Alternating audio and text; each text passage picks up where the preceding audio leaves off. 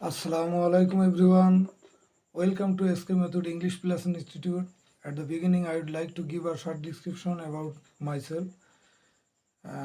This is instructor Dr. Hafizur Rahman Kajol before you, a trainer of English. Dear guys, our today's topic is rewrite অথবা right form of verb অথবা correct form of verb.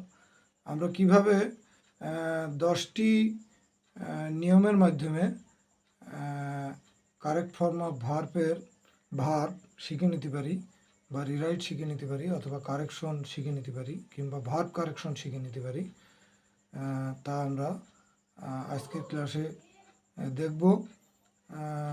সুপ্রিয় শিক্ষার্থী, আমরা কিন্তু আজকের ক্লাসে সূত্রগুলো একটা ব্যতিক্রমী একটা পদ্ধতিতে ওয়েতে আপনাদের সামনে অ্যাপ্রোচ করব। ব্যতিক্রমী পদ্ধতিটা কি জানেন? ব্যতিক্রমী পদ্ধতিটা হলো কবিতার মাধ্যমে আমি আপনাদের রাইট ফর্ম অফ ভার্ব বা ভার্ব কারেকশন কিংবা কারেক্ট ফর্ম অফ ভার্বের 10টি সূত্র আপনাদেরকে শেখাবো। তো ঠিক আছে, চলুন আমরা শিখে নিই। প্রথম সূত্রটি হলো, শোনো শোনো সোনামণিরা আমার কথা শোনো, অ্যাজ দো অ্যাজ ইফ যদি বাক্যে পাও পরবর্তী সাবজেক্টের পরে পাস্ট ফর্ম বসাও।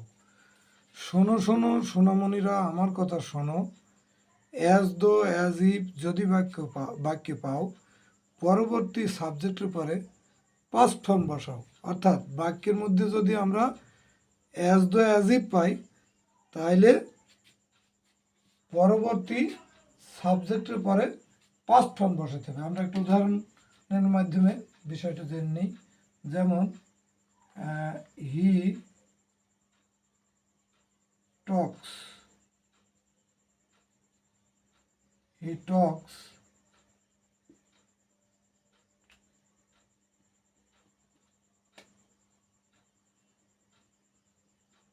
as if বা as though he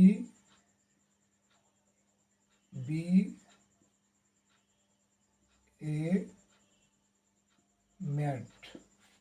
He talks as if he be a mad.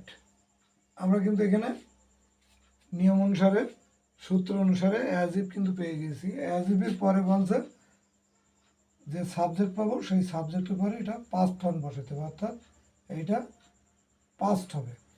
তাইলে আমরা জানি বি ভার্ব বলতে আমরা কোনগুলো বুঝি? Am, is, are, was, were, সাধারণত এগুলোকে আমরা বি ভার্ব বলি। এখানে যেহেতু পাস্ট ফর্মের বি ভার্ব বসাতে হবে, যেহেতু সূত্র অনুযায়ী আমরা পাস্ট ফর্মের বি ভার্ব বসাবো, তাহলে ওয়াজ এবং ওয়ার। কিন্তু অ্যাজ ইফ এবং অ্যাজ দো থাকলে সেখানে আমরা তারপরে যে সাবজেক্ট থাকে, সাবজেক্ট থার্ড পারসন সিঙ্গুলার নম্বর হওয়া সত্ত্বেও সেখানে আমরা ওয়াজ না বসিয়ে ওয়ার বসাই। তাইলে এখানে উত্তরটা কি হবে? ওয়ার। তাইলে উত্তরটা হবে he talks as if he were a mad. He talks as if he were a mad অথবা he talks as though he were a mad. সে এমনভাবে কথা বলে যেন একটা পাগল। সুপ্রিয় শিক্ষার্থী, আমরা পরের সূত্রটা লক্ষ্য করি। দুইটি অতীত যদি দ্যাটে যুক্ত হয়, দ্যাটের পরে ভার্বটি তখন পাস্ট পারফেক্ট লয়। দুইটি অতীত যদি দ্যাটে যুক্ত হয়, দ্যাটের পরে ভার্বটি তখন পাস্ট পারফেক্ট লয়। আমরা একটা উদাহরণের মাধ্যমে বিষয়টি আরো পরিষ্কার হতে পারি। যেমন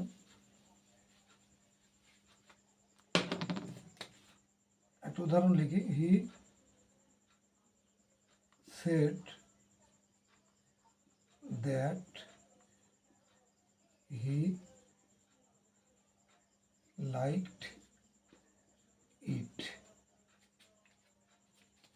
সূত্রটা হচ্ছে দুইটি অতীত যদি দ্যাটে যুক্ত হয়, দ্যাটের পরে ভার্বটি তখন পাস্ট পারফেক্ট লয়। এখানে দুইটি অতীত, এখানে লাইকড একটা পাস্ট সেট একটা পাস্ট, তাহলে দুইটি অতীত, দুইটি অতীত দ্যাট দিয়ে যুক্ত হয়েছে, তাহলে তখন কি হবে, দ্যাটের পরে যে ভাব থাকবে তখন সেটা পাস্ট পারফেক্ট হবে। তাহলে লাইক ভাবটাকে আমরা যদি পাস্ট পারফেক্ট করি, তাহলে সাবজেক্টের পরে আমাদের কি বসাতে হবে, হ্যাড প্লাস ভার্ব 3, অর্থাৎ like in past participle.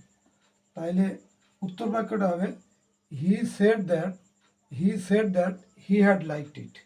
He said that he said that he had liked it. He said that he had liked it. পরবর্তী সূত্রটা লক্ষ্য করো, একই বাক্যে যদি কবু দুটি ভাব পাও, একই বাক্যে যদি কবু দুটি ভাব পাও, পরের ভাবটিতে ভাই আইএনজি লাগাও। একই বাক্যে যদি কবু দুটি ভাব পাও, পরের ভাবটিতে ভাই আইএনজি লাগাও। আমরা উদাহরণের মাধ্যমে বিষয়টা আরো পরিষ্কার হতে পারি। যেমন you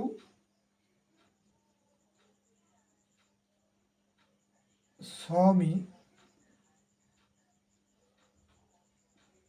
teach rewrite. You saw me teach rewrite.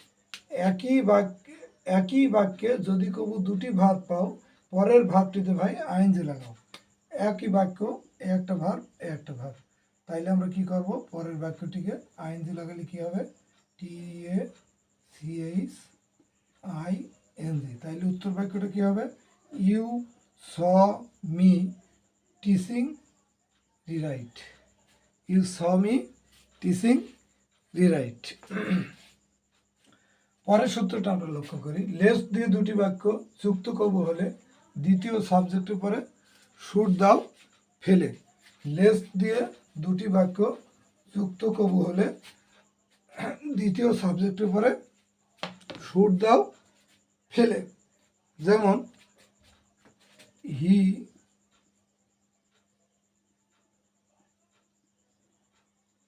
ran fast, lest he miss the train. তাহলে এর উত্তর বাক্যটা কি হবে, লেস দিয়ে দুটি বাক্য যুক্ত করবো হলে, লেস দিয়ে যুক্ত হয়েছে এই একটা বাক্য, এখান থেকে এই একটা বাক্য, দ্বিতীয় সাবজেক্টের পরে শুড দেওয়া হলে, দ্বিতীয় সাবজেক্ট কোনটা, হি, তাহলে এরপরে শুড ফেলতে বলছে, তাহলে he should, SHOULD, he should miss.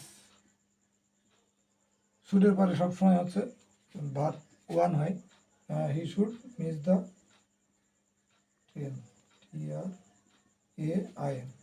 তাইলে he ran fast, he should miss the train. Okay, পরবর্তী সেন্টেন্সটা আমরা, সূত্রটা আমরা লক্ষ্য করি, প্রেজেন্ট শর্তমূলক বাক্য কবু দেখতে যদি পাও, প্রেজেন্ট ফিউচার দিয়ে তাকে রিরাইট করে নাও। প্রেজেন্ট শর্তমূলক বাক্য কবু দেখতে যদি পাও, প্রেজেন্ট ফিউচার দিয়ে তাকে রিরাইট করে নাও। উদাহরণটা লক্ষ্য করো, যেমন if you come, if you come I go. তাহলে প্রেজেন্ট শর্তমূলক বাক্য, তাইলে এই যে প্রেজেন্ট বাক্য এর সাথে শর্তমূলক, ই পসিবলি, এটা প্রেজেন্ট শর্তমূলক বাক্য, কবু দেখতে যদি পাও, আমরা এখানে দেখলাম প্রেজেন্ট ফিউচার দিয়ে তাকে রিরাইট করে নিতে হবে, তাহলে এই অংশটা প্রেজেন্ট হবে, তারপরে ফিউচার হবে, তাহলে ফিউচার করতে হলে আই উইল গো। তাহলে ইফ ইউ কাম, যদি তুমি আসো, I will go. If you come I will go, যদি তুমি আসো তাহলে আমি যাব। পরবর্তী সূত্রটা আমরা দেখি, হ্যাভ হ্যাজ কিংবা জাস্ট বাক্যে যখন রয়, করিও না ভয়, প্রেজেন্ট পারফেক্টে তখন রিরাইট করতে হয়। হ্যাভ হ্যাজ কিংবা জাস্ট বাক্যে যখন রয়, করিও না ভাই, প্রেজেন্ট পারফেক্টে তখন রিরাইট করতে হয়। যেমন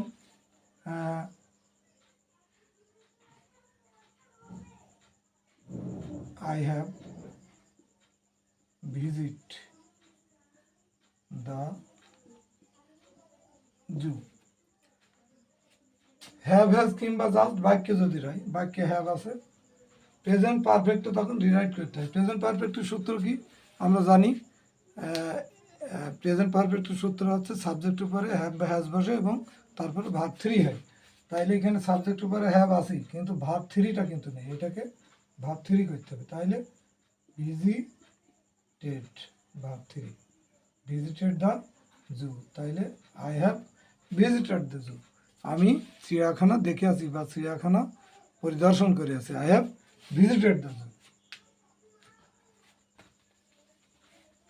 পরবর্তী সূত্রটা আমরা লক্ষ্য করি, এভরি ইজ ওয়ান অফ থাকলে বাক্য মাঝে ভার্ব বসে আরম্ভ করে সিঙ্গুলার সাজে, অর্থাৎ সিঙ্গুলার সেজে তখন ভার্বটা বসে।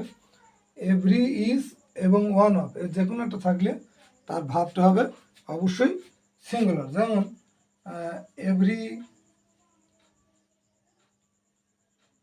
এভরিবডি লাভ ফ্লাওয়ার্স, এখানে কিন্তু ভার্বটা এখন প্লুরাল আছে, তাহলে লাভের সিঙ্গুলার ভার্ব হচ্ছে লাভস। তাইলে এভরিবডি লাভস ফ্লাওয়ার্স, সবাই ফুল ভালোবাসে, এভরিবডি লাভস ফ্লাওয়ার্স। পরবর্তী সূত্রটা লক্ষ্য করি, had better, had rather, would better, would rather, let, must, need, dare বাক্যে থাকলে পারে প্রেজেন্ট ফর্মে করে নাও রিরাইট তারে। Had better, had rather, would better, would rather, let, must, need, dare বাক্যে থাকলে পারে প্রেজেন্ট ফর্মে করে নাও রিরাইট তারে। অর্থাৎ had better, had rather, would better, would rather, let, must, need, dare এর যে কোনো একটা যদি বাক্যে থাকে তাহলে অবশ্যই তারপরে প্রেজেন্ট ফর্ম হবে। যেমন ইউ হ্যাড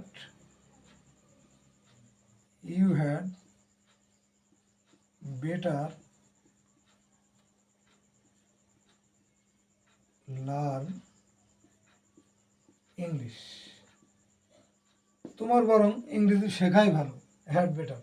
তাহলে এরপরে এটা কি হবে, ভার্ব ওয়ান হবে, অর্থাৎ লার্নই থাকবে, এর কোনো পরিবর্তন হবে না।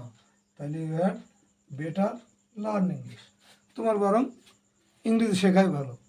হ্যাঁ, you had rather go there, তোমার বরং সেখানে যাওয়াই ভালো।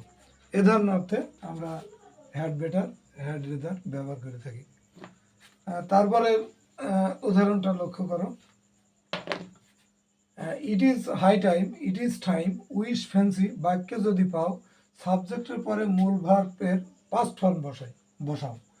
ইট is high time, it is time, wish, fancy বাক্যে যদি পাও সাবজেক্টের পরে মূল ভার্বের পাস্ট ফর্ম বসাও। অর্থাৎ it is high time, it is time, wish, fancy এগুলো বাক্যের মধ্যে থাকলে তারপরে যে সাবজেক্ট থাকে সেই সাবজেক্টের পরে মূল ভার্বের পাস্ট ফর্ম হয়। যেমন উদাহরণ দিলে বলা যায়, it is high time, we do it. তাইলে এখানে ইট ইজ হাই টাইম আছে, এরপরে সাবজেক্টের পরে এটাকে পাস্ট করতে হলে ডিড। তাইলে it is high time, we did it, it is high time, we did it. এটা করার এখনই উপযুক্ত সময় বাক্যটার অর্থ। পরবর্তী আমরা 10 নম্বর সূত্রটা লক্ষ্য করি, লং সিন্স, এগো কিংবা ইয়েস্টারডে লাস্ট বাক্যের মাঝে কবু যদি অ্যাডভার্ব বেশি থাকে নিশ্চিন্তে পাস্ট ফর্মে রিরাইট করে থাকে। লং সিন্স, এগো কিংবা ইয়েস্টারডে লাস্ট বাক্যের মাঝে কবু যদি অ্যাডভার্ব বেশি থাকে নিশ্চিন্তে পাস্ট ফর্মে রিরাইট করে থাকে। অর্থাৎ বাক্যের মধ্যে যদি লং, সিন্স, এগো, ইয়েস্টারডে, লাস্ট এগুলো অ্যাডভার্ব হিসাবে থাকে তাইলে তখন আমরা সেটাকে পাস্ট ফর্মে রিরাইট করব। যেমন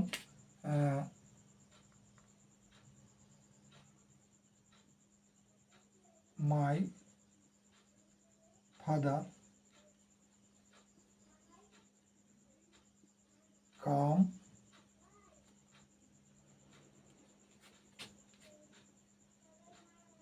here yesterday. My father come here yesterday, এখানে yesterday আছে এবং এটা অ্যাডভার্ব বেশি আছে। তাইলে আমরা এই যে ভার্বটা, এই ভার্বটাকে ভার্ব টু করব, অর্থাৎ পাস্ট করব। তাইলে কামের পাস্ট হচ্ছে কেম, তাইলে my father came here yesterday, my father came here yesterday.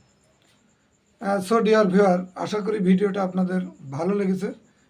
যদি ভিডিওটা ভালো লেগে থাকে তাহলে অবশ্যই কিন্তু লাইক, কমেন্ট, শেয়ার এবং সাবস্ক্রাইব করতে ভুলবেন না।